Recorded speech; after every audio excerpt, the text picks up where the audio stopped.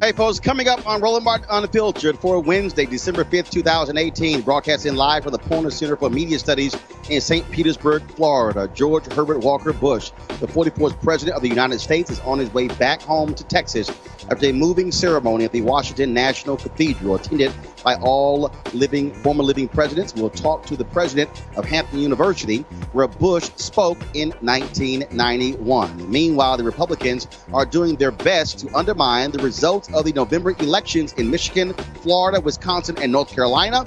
We'll talk to people on the ground in Wisconsin and North Carolina about the devious plans of the Republican Party.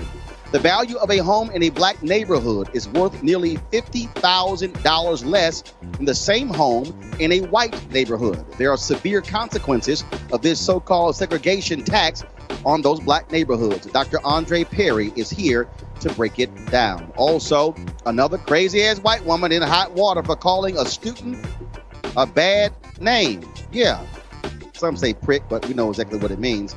We have the recording. I don't know what's wrong with them. And the New York Times published an opinion column with the headline, "Why We Miss the WASPs," in relation to President George H.W. Bush. No, we don't. And trust me, you don't want to miss me taking the writer to school when it comes to this particular issue. Folks, it's time to bring the funk. I'm Roland Martin Unfiltered. Let's go. Whatever the miss, he's on it. Whatever it is, he's got the scoop, the fact, the find. And when it breaks, he's right on time and it's rolling. Best believe he's knowing. Putting it down from sports to news to politics. With entertainment just for kicks, he's rolling. It's on go, roll, y'all. It's Roland Martin, rolling with Roland now. He's funky, he's fresh, he's real, the best, you know he's Roland Martin now.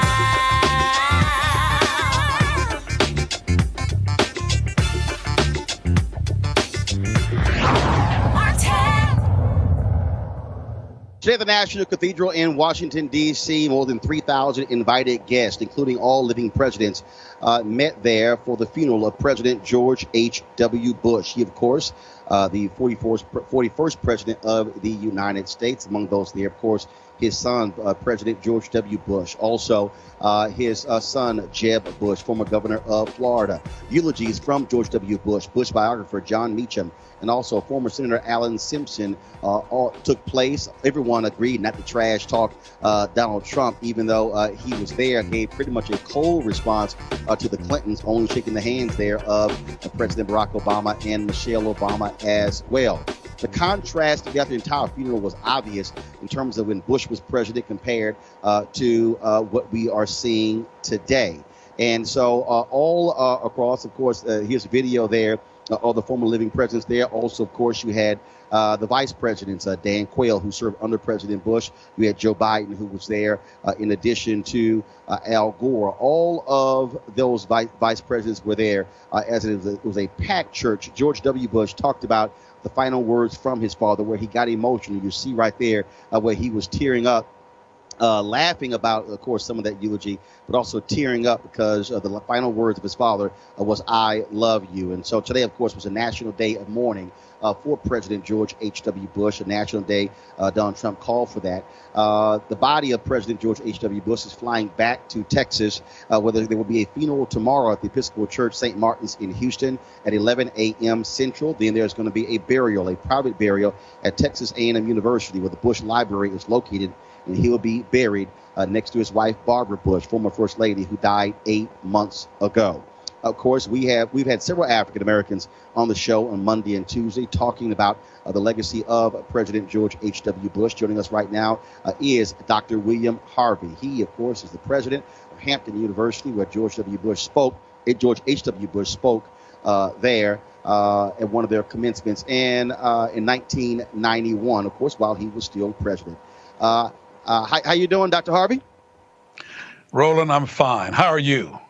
I am doing great. So first and foremost, your thoughts and reflections on President George H.W. Bush. Him and his family were huge supporters of the United Negro College Fund, of course, supporting HBCUs. What do you recall about his visit, giving the commencement speech there at Hampton University in 1991? Well, let me just tell you that I thought that President George Herbert Walker Bush was an outstanding individual. He was a man that, from my point of view, helped HBCUs more than anybody that I know of in my 41 years. He helped us in so many different ways. For an example, he came and spoke here at Hampton in 1991. And it was a wonderful visit. The amount of money to HBCUs went up from 89 to 1990, over $118 million. He encouraged consortium agreements among HBCUs and research institutions out in the Midwest to try to get HBCUs to do more research. He encouraged and directed that more money be spent on science and STEM fields. So he was just a terrific fellow that supported all of his life black colleges. When he was a student, undergraduate at Yale, he founded, not just being active, but he actually founded the UNCF there. He was always very supportive of HBCUs right up until the time that he passed. I can even say to you, after he left office, during my 25th anniversary here at Hampton, and this is my 41st year now, the MC came to the mic and said that they had a surprise. There was a video tribute to me from him. I knew nothing about it, and I was just as surprised as everybody else. He said some awfully kind things about me, but he was also very humorous, because at the very end, he said to the trustees who were present, Dr. Harvey has worked tirelessly for Hampton and the nation, and said he's due a sabbatical. Why don't you give it to him? Well, that got a big laugh, and then the next day, the trustees did give my wife and me a sabbatical for 9 months down the Hilton Head. What I'm saying is that he was very supportive. I can give you a lot of examples. Let me give you another. During his tenure as president, the then Solicitor General filed a friend of the court brief with supporting the state of Mississippi against the black colleges there. When I found out about that, because I was on the President's Advisory Board of HBCUs, I sent a note to the Chief of Staff saying that I'd like to see the President, and he agreed. And I asked the two other presidents to go with me, including Jim Cheek at Howard, and he allowed us to come in to see him. So I said to him that, Mr. President, I know of your support for black colleges, and I was a little surprised that your administration has filed a friend of the court brief for the state of Mississippi. And he says, well, Bill, I don't think that that's true.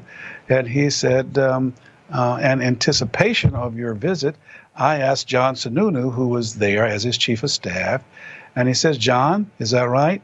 So Mr. Sununu gave him a piece of paper that he let me see where he said that wasn't correct. So he looked at me and said, Bill, I just don't think that that's true. I said, Mr. President, with all due respect, it is true. Well, he got a little upset, and he said, Boynton, he was talking to C. Boynton Gray at the time. He said, find out what the story is and get back to me. And he said, Bill, can you come back at 2 o'clock today? I said, of course, Mr. President. So I went back, and I was ushered into the Oval Office, and when I walked in, he was laughing. He said, Bill, I should have known you knew what you were talking about. He said, but that's being corrected as we speak. We will withdraw that friend of the court brief on the side of the state of Mississippi. These are just one, two of the several things that I could talk about that shows that he supported HBCUs. Well, we certainly appreciate having you on the show to offer that perspective. And here's the deal. I've had some. I'm looking at some of our comments here on Facebook and Periscope and YouTube, and people are commenting right now. And let me be clear. I had like one guy, I guess, Ron Ortiz, said, "Who cares about this guy?" The reality is, this was a former president of the United States. Our job is to cover those things that are good, those things that are bad, those things that are indifferent. That's exactly what we do as well. And so it's important for us as a show that speaks to African Americans that talks about George H.W. Bush's legacy as it relates to African Americans, whether it's we had Louis Sullivan on the show, Armstrong Williams on the show, Fred McClure yesterday. But also we've talked about the Willie Horton ad. We've talked about, of course, some other issues as well. And so our job is to cover all those perspectives. And that's why we have you, Dr. Harvey, to give that the personal recollection. And again, I had not heard of that story you just told about his DOJ taking the position in the Mississippi case. And by you mentioning it to him, he then by rescinding that. And so, again, that's also an important part of history that also needs to be told. Well, Roland, may I say something to your guest that said, who cares about him? I want you to know that I and hundreds of thousands of other people, because he supported historically black colleges and universities. And we're at a time now when we're not getting the kind of support that we ought to get. And here was a president who did support us. So that's why we should care about the hundreds of thousands of young folk that are graduating from our colleges right now. So I can tell you, I care, and I'll tell the truth. The fact is that he did not support the '64 Civil Rights Act. He did say that he made a mistake and that he regretted that. Now, how many of us don't make mistakes? I can tell you that I probably make more than most. But the fact is, what all of us should do when we make a mistake, we should admit it. We should say that we aren't going to do it anymore and move forward. And I think that that's what all of us, that's a mature way of acting. And as you know, Roland, more than I, and, you know, I enjoy you when you come to our campus. I enjoy your show because you tell it like it is. Well, we need to tell it like it is and don't sugarcoat it. He helped black colleges, which means he helped young folk. And I'm as pleased as I can be that he did that. I'm pleased that he listened. And in that one instance that I gave, that he reversed the Solicitor General in that regard. So, yeah, there are those that care about black kids and black colleges, and he happened to have been one. All right, then. Well, Dr. William Harvey, we appreciate it. And I like that backdrop there. You got at Hampton University. See, that's how you do it right there. You know, always have that branding going. Well, listen, Roland, you've been here, and we enjoyed you, and I want you to come back. And I'll just say, without blowing any smoke up your pants leg, we enjoy you and your wife, and come back to see us. And you keep on telling it like it is. And let me say this before I sign off, if I can. Mm-hmm. We need more people who will reach across the aisle, because everybody thinks they're right. The left thinks they're right, the right thinks they're right, and the fact is we need to learn to compromise, and we need to make sure that we try to work for the people and try to make this a better life. And as long as we can do that, then I think that that's what all of us should try to do. And that's certainly what I'm going to try to do, and that's what I preach and teach to the young folk here at Hampton. All right, then, Dr. William Harvey, we appreciate it. Thanks a lot. Thank you. All right, now introducing our panel, A. Scott Bolden, former chair, National Bar Association PAC. Also, Reverend Derek McCoy, Executive Vice President for the Center for Urban Renewal and Education Dr. Cleo Monago, socio-political analyst and activist. Cleo, I see the hat you got on today. First I said, who the hell is on my show with a Make America Great Again hat? So then when they zoomed in on your hat, I was like, yeah. I said, leave it to super black to wear the hat, make Black America woke again. So indeed. Appreciate that. So Cleo, first of all, I want to start with you. Of course, you had the state funeral today. And you had, of course, all the former living presidents there. But it was real clear that it was nice of the Bushes to invite Donald Trump, even though he trashed the family on numerous occasions. But it really was listening to the eulogies, listening to the folks, the kind of contrast that was there between the 41st and the guy who's there now.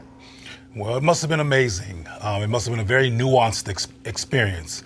And it should be, frankly, when we're talking about President Bush, because he was nuanced. I mean, we just heard all this praise about how wonderful he was. And I remember Willie Horton, and I remember Keith Jackson, and I remember Clarence Thomas. But I was a tyke at the time. You know, I was a young child, and maybe my memory. Yeah, okay. And maybe my memory just doesn't grasp all of the wonderfulness that he embodied. But it's interesting that he supports the HBCUs. I didn't know that as well as I've been hearing it for the past few days. But also some of the HBCUs really make sure that they do what they can do to get funding. And sometimes what they do to get funding is not necessarily fully affirming of black people on a cultural basis. Reverend McCoy. Quite honestly, when I looked at the eulogy, I thought it was a tremendous thing. I looked at his son, who gave the eulogy to a man who was his dad, and then looked at the legacy of then his brother and the other people that were around him in the family. My take was I get the HBCU side. I think Dr. Harvey did a tremendous job helping us understand some of that history. We all know there's probably tethered history throughout in terms of his life and what he did. But if we don't look at this like it is, meaning this is a man's funeral, who has gone through his entire life, what can we learn from his experiences?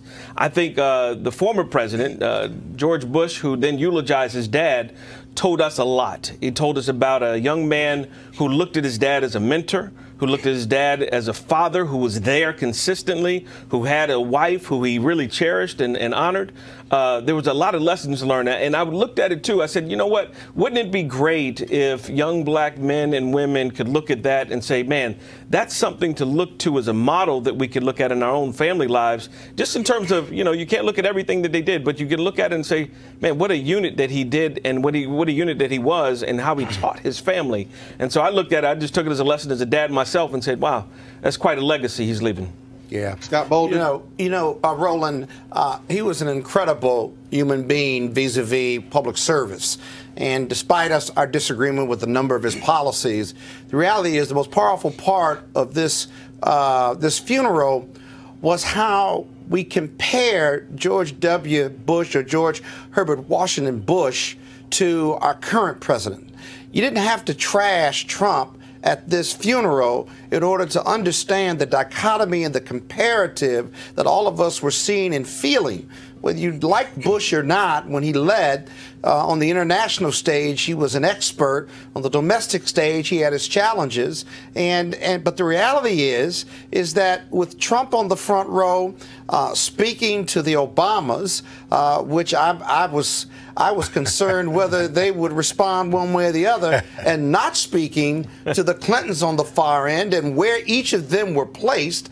I got to tell you, the organizers had some challenges. But Donald Trump drives that negative narrative. And it was just, in my opinion, out of place for him to be there because he represents so much that's different and the opposite than what George Bush, the deceased, former president, represented to all of us. That's human decency, whether you agreed with all of his politics or not.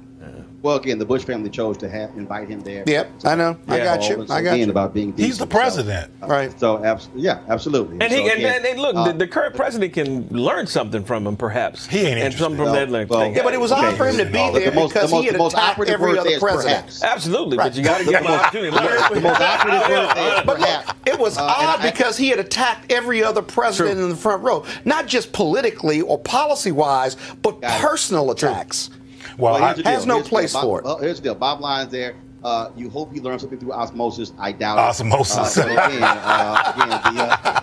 the Bush family will the Bush family will put their patriarch to rest tomorrow. Again, Texas A&M University at 6 p.m. And so the National Day of Mourning, of course, ends tonight. Let's go to our next story, folks. The Republican Party, not just Donald Trump, is just plain trying and succeeding in ignoring election results and the will of the people. First, with voter suppression, then rejecting registrations as well as ballots. And if they lose, trying to reverse the outcome of elections with legislation. Case in point right now, what is happening in Florida, delaying the implementation of Prop 4. Of course, that was the law that was passed that gave the voting rights to the formerly incarcerated 1.4 million people, Desmond Meade, and he, of course, fought for that for 10 years, and now they're trying to delay it. In Michigan, Republicans who control the legislature are poised to give themselves the authority to stand up for the GOP, really backing laws if they think the incoming Democratic governor and attorney general are not adequately defending the state's interests. In North Carolina, trying to rush certification of an election before their election fraud is fully exposed. In Wisconsin, where last night the legislature, cut the power of the incoming Democratic governor and attorney general. Talk about absolutely crazy. Joining us right now is Wisconsin State Democratic Senator Lena Taylor, one of two black senators in Wisconsin. Senator Taylor, glad to have you back. First of all, on Roland Martin Unfiltered, we talked to you, of course, when I had News One Now and yes. 1. And talk about just absolutely crazy what is happening there. You were up all night watching the will of yes. the voters being grossly overturned by Republicans in Wisconsin.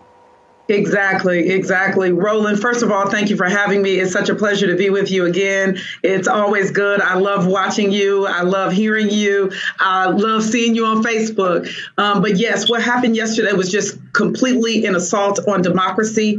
It was a power grab, as many people will say, but they were democracy gangsters. That's what they were. And they literally tried to silence the people. They did, very candidly, strip the governor, strip the attorney general of power and give it to the legislature.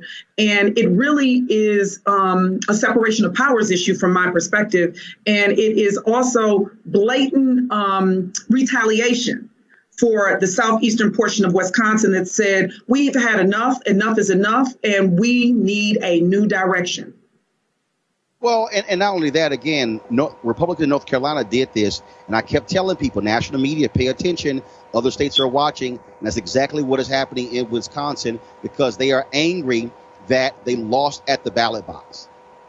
Exactly. As well as it's my understanding that they're trying to do the same thing in Michigan. One of my sorors, I'm in an AKA, texted me yesterday and told me to connect with one of her classmates from law school who is in North Carolina and said that they had this experience. So it was truly my intention to do that. But I was on the floor then, so I'm going to still follow up to figure out what can I do as we go forward, because this battle is not over. I mean, they've definitely done some things that will have to be challenged in the court, but part of my concern is they've also stacked the courts, both in Milwaukee County, other places in the state. I mean, we have our top cop that's just been assigned to the court by the governor, who is riding in the back, and a co-conspirator to this nonsense, and has agreed to sign such legislation. And it clearly shows that they're connected to their donors. They're connected to interests of everybody else other than the people. So, yes, it's happened in the places you've said, but it's also happening in Michigan. And we need to make that connection. I wish I had paid attention to that. I think I didn't realize that we were going to, take back the gubernatorial seat. I'm glad that we did. I didn't realize that we were going to take back the AG seat, but I'm glad that we did. And because people came out and early voted, they want to silence people's ability to early vote. And in particular, they want to make it where they shrunk, where we can only early vote for 2 weeks. So last question for you. Obviously, we saw the recall of Governor Scott Walker, which he beat back. These Republicans in the legislature, does it allow for a recall of any of them? Can voters demand that or push for that? Because I'm quite sure Wisconsin voters are not happy seeing what they're doing right now, especially based upon the protests we've seen. That is correct. Wisconsin voters were there. They locked the people out of their house. They were there saying, this is our house. They also wanted to lock them out of the gallery. They locked them out of the committee, and then they wanted to lock them out of the gallery.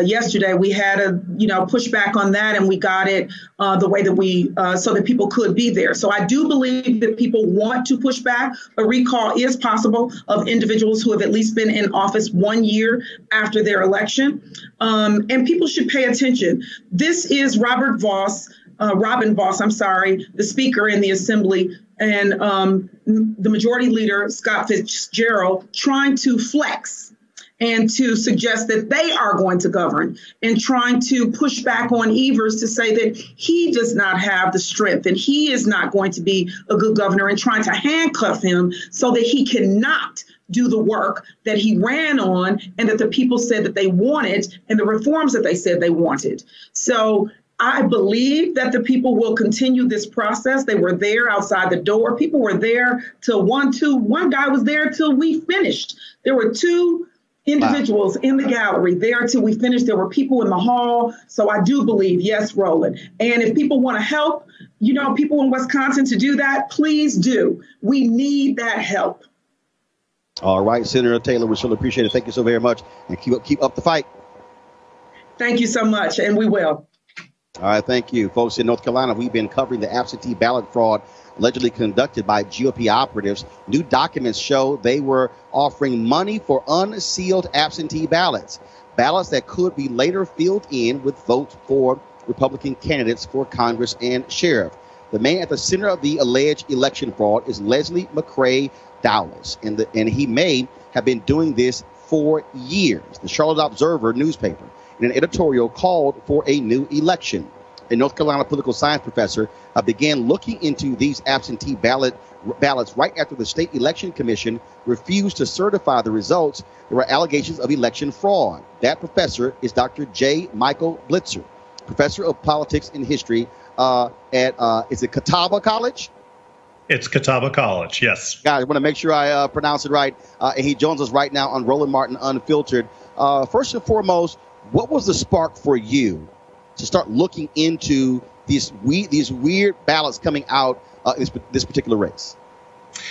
Well, you're right. Last Tuesday, when the State Board of Elections chose not to certify the 9th, that was an immediate signal. The vice chair at the time came out and said there are improprieties in the area that I come from. He is from that area of Bladen and Robeson County, Cumberland County.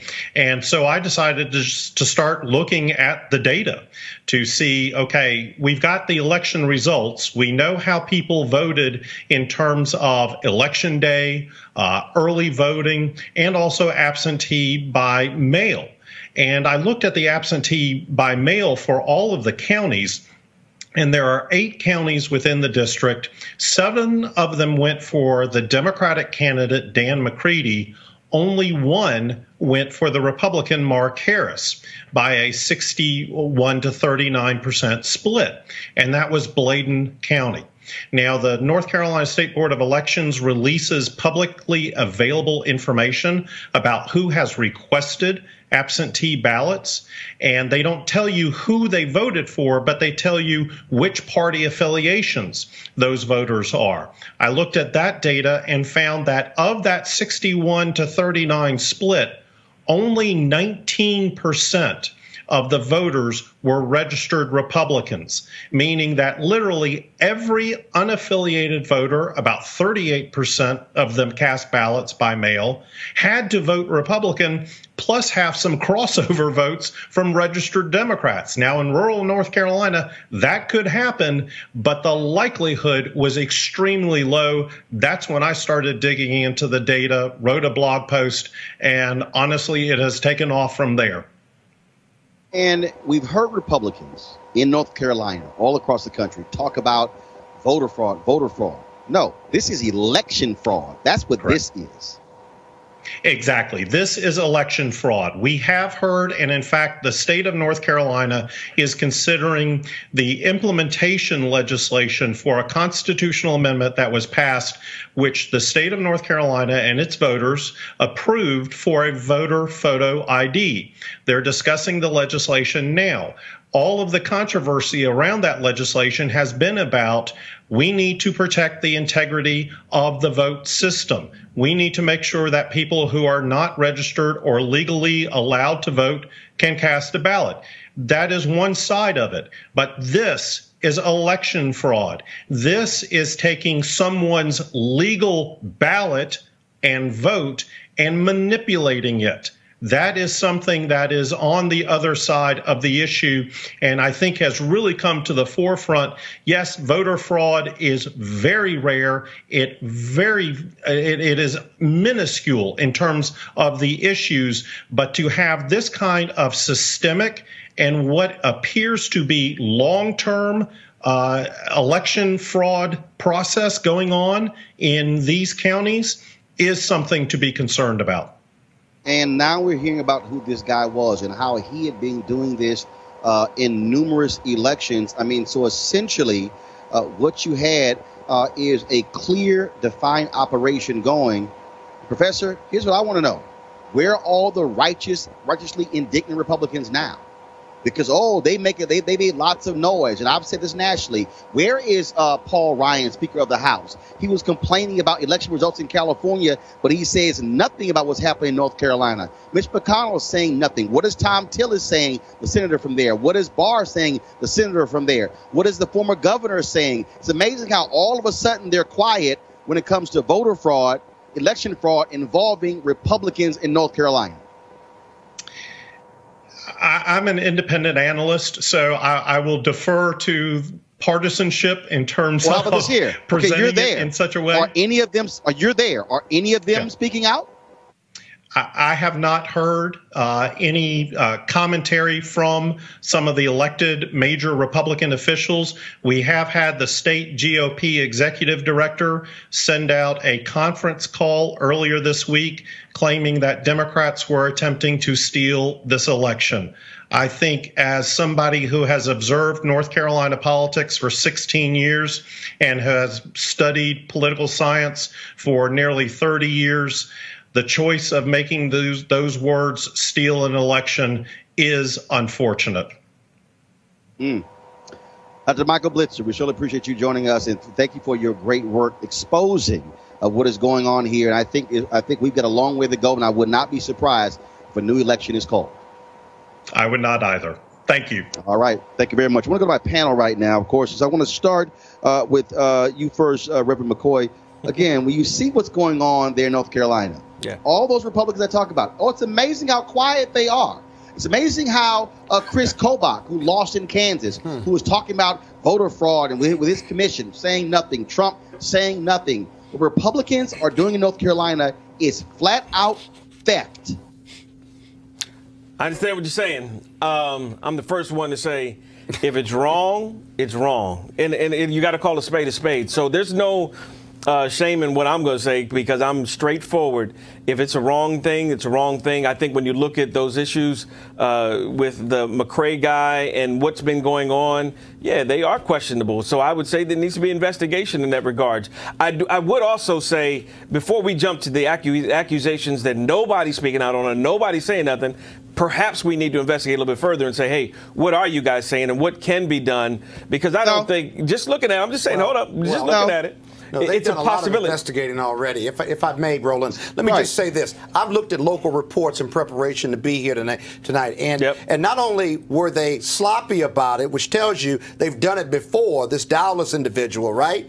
But a local camera crew from local news went out and interviewed two North Carolina County residents who had said that Dallas's people came out, they gave them an unsealed absentee ballot.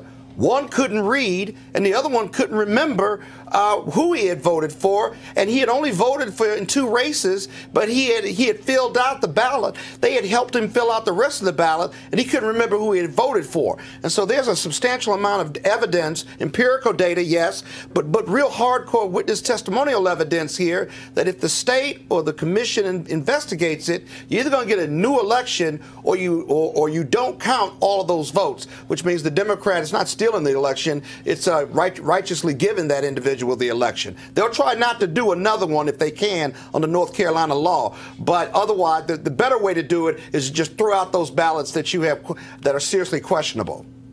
Leo, we have covered the shenanigans, the evil things the North Carolina GOP has been doing, and I'm saying it for a reason, because what they have done by having a supermajority is callous and shameful, and the reason I am blasting them by name for saying nothing, even if you want to say wait for an investigation, you at least could have the decency to say, hey, there's a problem here, let's get it right.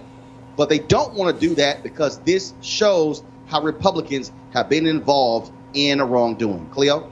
Well, not only does it show wrongdoings on behalf of Republicans, the people that you're talking about who won't say anything benefit from this fraud. This is something that's helping them. So they're not going to, and obviously Trump cares nothing about honesty and being appropriate and integrity. So they're not offended by this anyway. And the bottom line, as I said, it's good that you're blasting them because somebody needs to blast them because there's people all over the media landscape who I think are on their side as well, who are very neutral in terms of how they talk about the incident. But the bottom line is that the people that you're talking about who won't say anything are not going to say anything because all this corruption is in benefit to them. And let's talk about not saying anything. Let's look at Prop 4 in Florida. Of course, that was a law that was passed by the voters that will restore the voting rights of the formerly incarcerated. It passed by a huge margin on November 6th. But guess what? The Republican Secretary of State in Florida, Kenneth Detzner, and the outgoing Republican governor, Rick Scott, they want to delay implementation of the law. So the Republican-controlled legislature can be consulted. They're doing this because there are 1.4 million people who now going to have the right to vote, including many African Americans. So the question is this, Reverend McCoy, I'll start with you. What the hell? This thing, Reverend McCoy, what the hell? Yeah, Reverend McCoy, what the hell? This thing was passed by Republicans and Democrats. It was to change the state constitution. The point of this referendum is to take it out of the hands of the Republican legislature, where they have a supermajority. So now all of a sudden, let's consult the legislature. Again, this is ignoring the will of the people.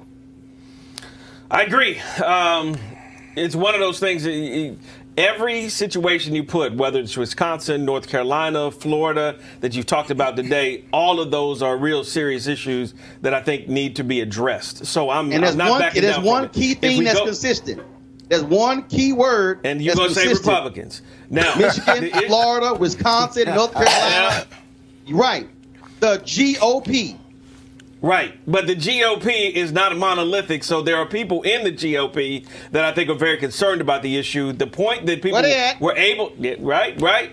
You got to work on that. They're not in the Florida legislature where they're trying to legalize voter suppression. Well, they helped pass the bill. I mean, and they actually helped understand that people that were incarcerated now have their rights restored to be able to put it in there. What are you consulting the Republican state Senate for in Florida? What do they have to consult about? Whether there's 1.4 million, we're going to let them vote or not? Or can we do something before the Democrats take over? This is legalized voter suppression by the Republicans. It makes no sense. And I'm going to tell you, Roland, in North Carolina, 2 district attorneys in Baden County and the neighboring county, right, are both investigating this. And if they make an arrest, I think it'll send a message, not just not in North Carolina, but elsewhere, that whether you're Democrat or Republican, that district attorneys are certainly going to be investigating and prosecuting real voter suppression here. Well, we got to have integrity in our judicial system as well as our election system.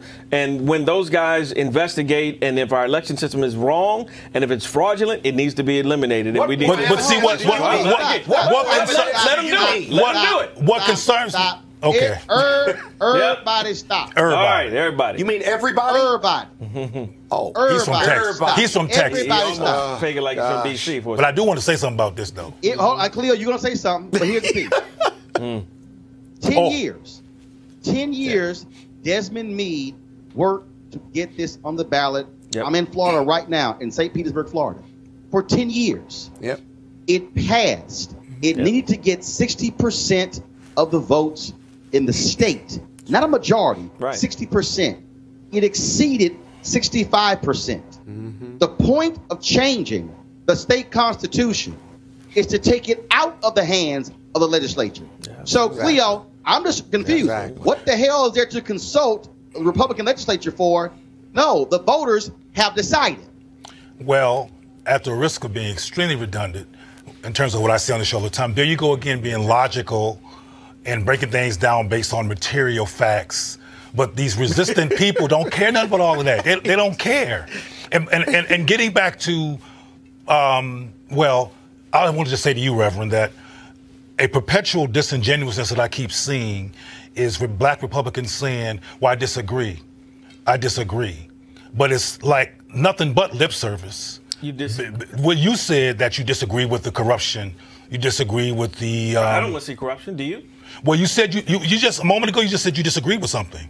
That meaning I disagree with fraudulent activity. Exactly, and I'm saying that what I hear is people similar to what you just did, disagreeing, but doing nothing beyond the verbal announcement of disagreement. The Republican Party that's the assumption. It's difficult to swallow. But see, that's the assumption sometimes. We like to assume that just because somebody verbalizes something, they do nothing afterwards. I disagree on that issue because so what have you done about the voter suppression in Florida or Milwaukee or North Carolina? Or what are you going to do? Tell us. There we go. Well, what have you done? What are you going to do or what you have done? Because you're still a Republican. Let him answer. He just did. He laughed. Right, Reverend because McCoy, I'm go hearing ahead. both of these guys on both sides ready to eat me alive on my answer because I got listen, it. Give your right answer. after what's that? Go ahead, give your answer. No, I'm just saying right afterwards, it's very simple to take an action forward, even from tonight, and say, you know what? Let me call a couple people. Let me try to begin to reach out. Let me begin to do some stuff that may help to push this along because I disagree with some of the activity. Now, on some of the points, there's some back end stuff that is being worked to make sure that some of these things do not happen. So, hold on. I'm sorry. What we talking about? I'm not. What we talking about? Hold on. No. I don't speak in general. When you say that on the back end, that's some stuff working on so this stuff don't happen. Yeah. What stuff? No, I believe there are a constituency of people. Belief?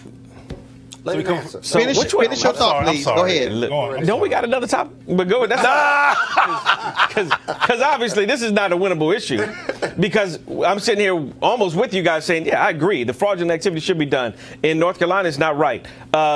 Understanding a little bit about Mark Harris, understanding about our constituency and network within that state of North Carolina in particular. Stop. Yes, sir. Stop. We done with North Carolina. I'm talking about Proposition 4 in Florida. All right, there you go. Well, he brought up North Carolina again. So in Proposition 4 in North Carolina, it should be implemented, period. What I don't understand about black Republicans is you have a Republican Party that endorses fewer people voting, engages in legal voter suppression, and you continue to be a part of that organization, whether you black, white, yellow, or brown. How do you all engage and embrace this myth of somehow they give you as a black person political power when they do nothing but have policies against black America? Hey, hold up, stop. First of all, y'all. I recommend you starting another party, being independent, or come join us. Come join us. Stop. You're getting off topic. Hold up. You're getting off topic. I'm going to answer that question.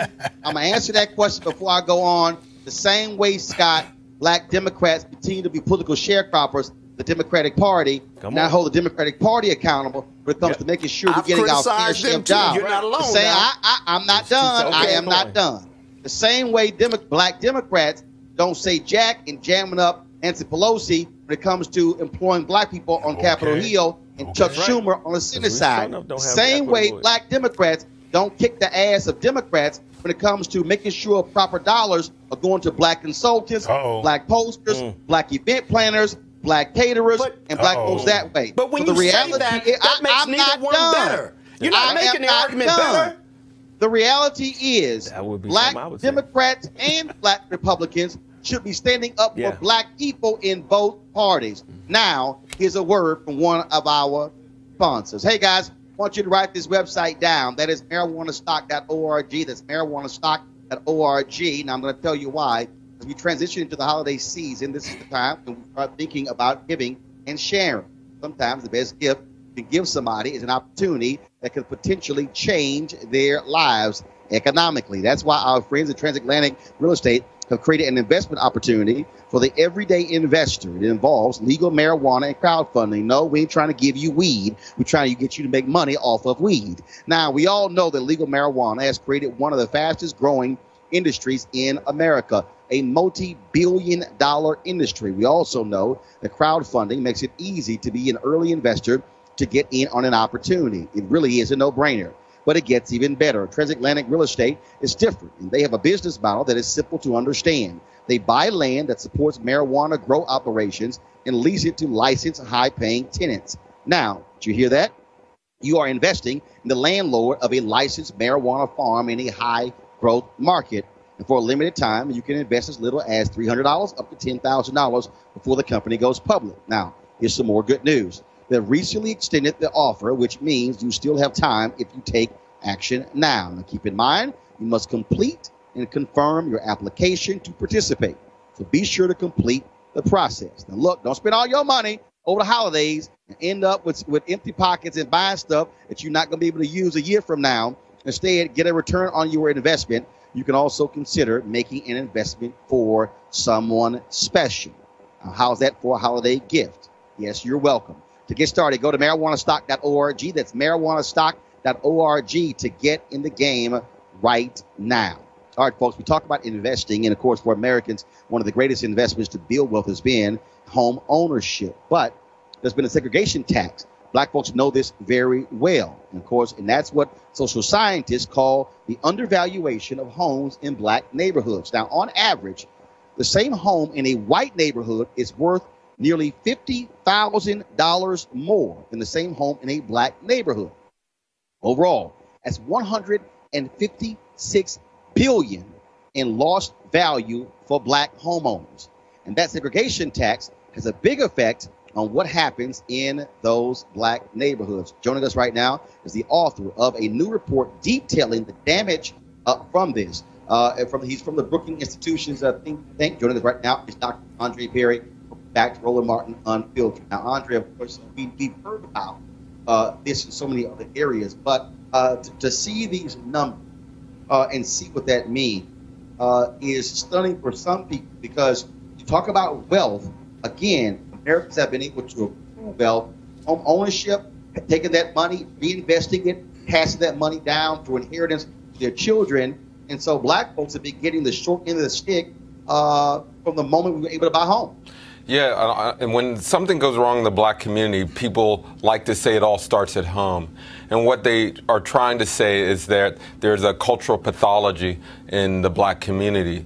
But the reality is that it does all start at home, but it's about the devaluation of black property. That $156 billion should be going into schools and other municipal services. It could pay for tuition. It would actually pay for more than 8 million college degrees at the public rate. It would fund more than 4 million businesses, given the rate that most black businesses start.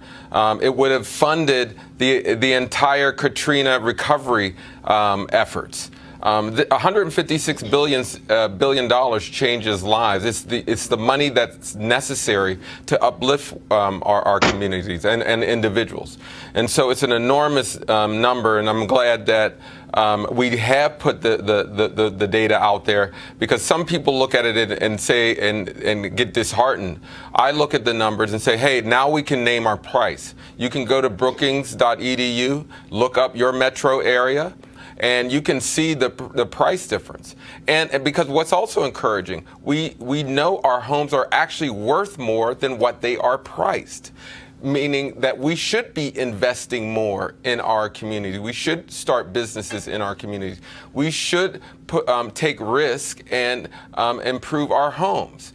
The price is inaccurate, and this comes after very rigorous data. If you look at the report, we control for everything from crime, housing structures.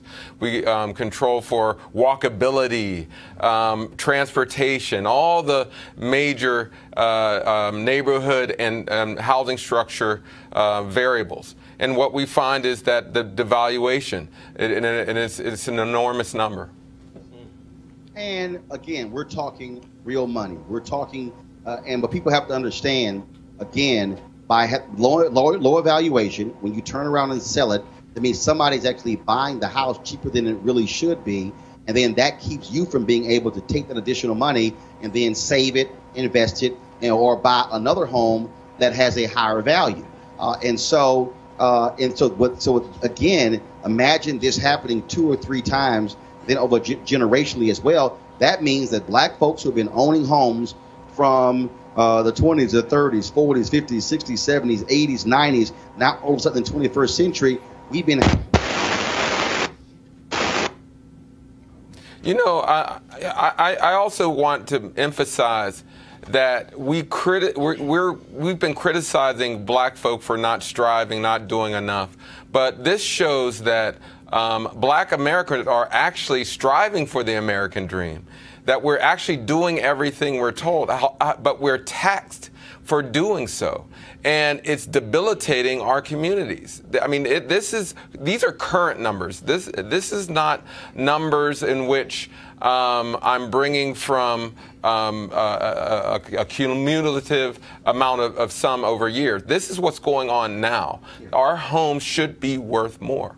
Yeah, but Doctor, if I may, Roland, I got a quick question. I understand the devaluation and the undervaluation, right? But what I don't understand is it money that I can't see because I never receive it?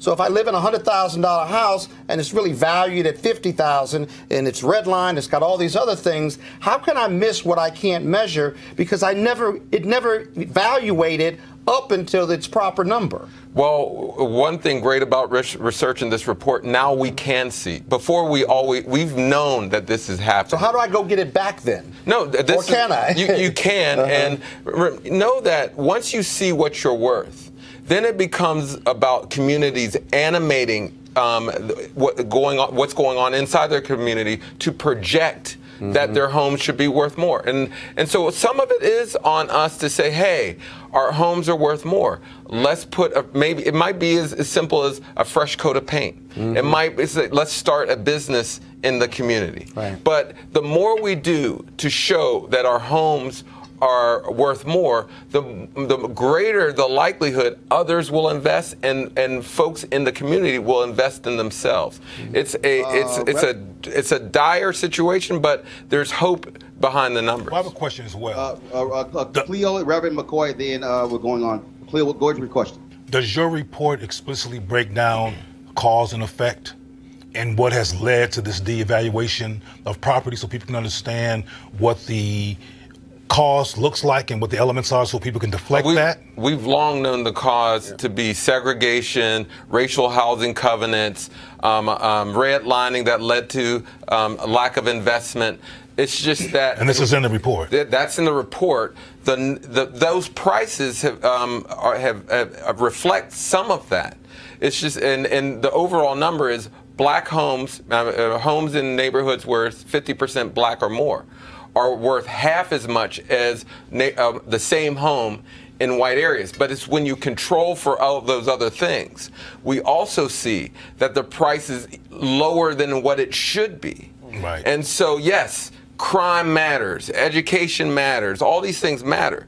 But the concentration of blackness is lowering the price even further. It's almost as if people are saying, oh, There's 4 times more crime going on in that neighborhood. The homes are worse than what they should be, or what they are. The transportation hubs are worse than what they are.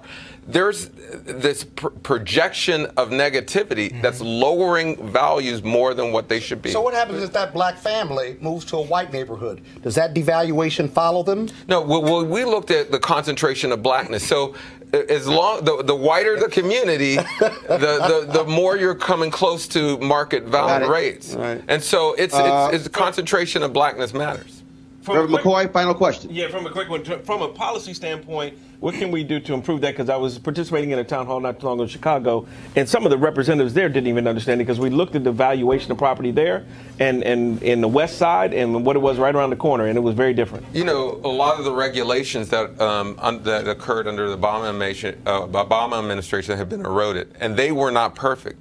What is clear, we do need race-based regulations. And some have argued we deserve reparations based on these numbers. Yeah. However, it is clear that there needs to be race-based policies that address the housing market, the real estate agents, appraisals, which are some of the most loose standards, and you get a variability there, and lending. All those things are have so much subjectivity in it that it negatively impacts black folk all across the board. All the time. All right. Yep. Doc, we certainly appreciate it, man. Thank you so very much. We'll definitely have you back on the show. You're welcome. All right, then. Okay, folks. Now, I got to now look, y'all know, I'm really trying not to have to sit here and keep calling out these crazy white folks in media.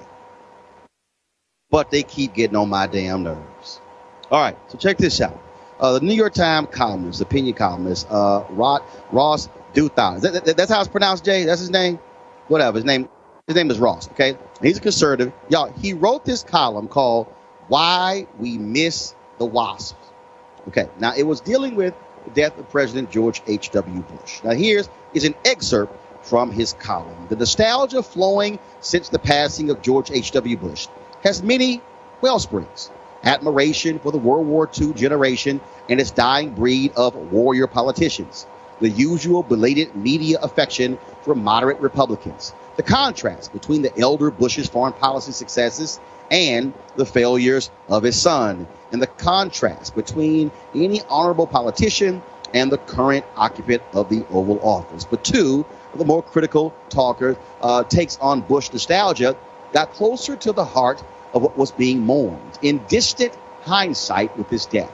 Writing in The Atlantic, Peter Beinart described the elder Bush as the last president deemed legitimate by both of our country's warring tribes.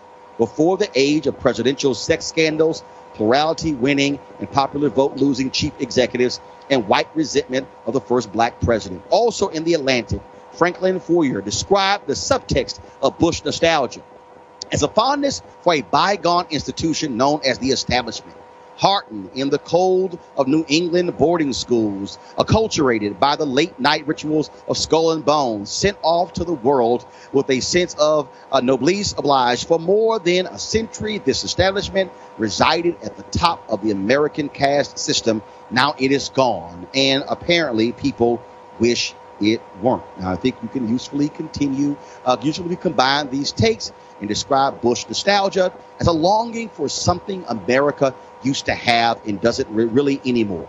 A ruling class that was widely, not universally, but more widely than today, deemed legitimate, and that inspired various kinds of trust, intergenerational, institutional, conspicuously absent in our society today. Put simply, Americans miss Bush because we miss the WASPs, because we feel at some level that they're more meritocratic and diverse and secular successors. Ooh, I love this.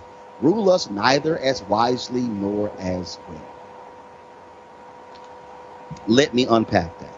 So what essentially he is trying to lay out is that you had white Anglo-Saxon Protestants like President George H.W. Bush, who ruled in a different way than those who followed him. including his son, including Bill Clinton, including Barack Obama, including Donald Trump. And when he says that we're longing for this, the issue that I have with this is that Ross was tweeting and he tried to say that, well, no, what I really meant by that is the service of these WASPs in terms of their commitment to public service. Well, here's why that is such a trash and trifling analysis by Ross. Because I can show you people like Frederick Douglass who gave service to America. I can show you people like Sojourner Truth who gave service to America. Ralph Bunche, the first African American to win the Nobel Peace Prize, gave service to America. I can show you the countless men and women. A. Philip Randolph, who led the first labor union of the Pullman Porters, who gave service to America. You don't have to give service to America by being a white Anglo-Saxon Protestant. See, what Ross also seems to somehow ignore is that America was created for white folks like President George H.W. Bush. That is, white landowners. See, it really wasn't even made for broke-ass white people. It really was for white landowners. Those were the people who were supposed to also vote in this country. And see, America likes those type of people because America was built on the basis of white supremacy. And so essentially what Ross is saying is that we long for the days of white supremacy, long for the days of when you have individuals who were educated in boarding schools and then, of course, educated at the elite institutions of Yale and Harvard and Columbia and Princeton, all the Ivy League schools. And I dare say, no, Ross, there are many other Americans who have given their lives of service to this country who didn't go to Yale but who went to Howard, who didn't go to Princeton but who went to Spelman, who didn't go to the boarding schools, who went to public schools, individuals who understand also what it means to be American. So no, Ross, we don't long for the days of WASP running America. We actually long for the days of when individuals who live in real America, America who's actually had to deal with something, folks who didn't get hooked up as a result of their white privilege, folks who also did not use their white privilege to get their children in schools that they didn't have the grades to get into. Even George W. Bush admitted so in 2004 when I was one of the 4 journalists who questioned him at the Unity Journalists of Color Convention in Washington, D.C. And the problem that I really have with that piece is the New York Times is run by a black man, Dean Beckett. So how does America long for the day when WASP ran the country when the first time in the history a black man is your boss at the New York Times? Not a black man saying, yes, boss, but a black man said, yes, I am the boss. See, the real issue, and I keep telling y'all, and at some point y'all gonna realize this, is that the problem that we have, white folks are fearful of the future. They are fearful of America, where the WASP will not be controlling this country, where we are not going to have the day that every time this is a Supreme Court nominee, they're going to come from Harvard or Yale. They actually might come from law schools at TSU or Howard University or Florida A&M. See, that's actually real America. See, if you read this article, and I really tried to understand what the hell he was saying, besides it being extremely poorly written, is that we don't long for the days of folks like George Herbert Walker Bush. In fact, he even took a shot in the piece where he said that Mitt Romney and Barack Obama, in many ways, operated in the same vein as the WASP. Well, because here's why, Ross, because the WASP constantly tell us we've got to act like them. The WASP tell us if you want to be accepted, you must go to the schools that we go to. You must dress like us. You must talk like us. You must walk like us. That's also perpetuating white supremacy, Ross. That's what you don't seem to quite understand. So no, I don't long for the days of WASP running America. In fact, I long for the days when we have people who come from other places who don't get us into wars we should not be in, with people who are brown because they somehow want to control their oil or somehow want to control the natural resources. See, that's actually the history of the WASP. The WASP also are the ones who ran Native Americans off of their land and decimated their history and decimated their people. See, that's also also a history I don't quite long for. It's also the WASP who also denied black folks opportunities after during the period of Jim Crow and after slavery. That to me is also the days I don't long for. I don't long for the days of Dred Scott. I don't long for the days of Plessy versus Ferguson. I don't long for the days when Heman Sweat had to sue the University of Texas and they created a black law school now as called Texas Southern University because they couldn't get to the University of Texas. I don't long for the days when black folks had to be led into the University of Mississippi with federal troops, all because of the WASP. No, Ross, that's a day that we don't long for. And in fact, we are more than happy to say good riddance. I want to thank Reverend Cleo and Scott Bolden being on my panel today. Thank you so very much, folks. Also, thanks for all of you for joining us who have been watching on YouTube, Periscope, and Facebook. Don't forget, we want you to support Roland Martin Unfiltered by joining our Bring the Funk fan club by going to RolandMartinUnfiltered.com. We certainly would appreciate if you would support us with your dollars. This is, of course, an independent show. No company owns us, doesn't control us. We make our own decisions to be able to talk to you, provide for you of information that you need. Tomorrow I'll be broadcasting from New York City, where I'll be on a panel tomorrow morning talking about the future of TV news. So we certainly look forward to bringing you more insightful commentary and information that black folks need, that black folks desire, and frankly, that mainstream media, broadcasting cable will not give you. All right, y'all take care. I'll see you later.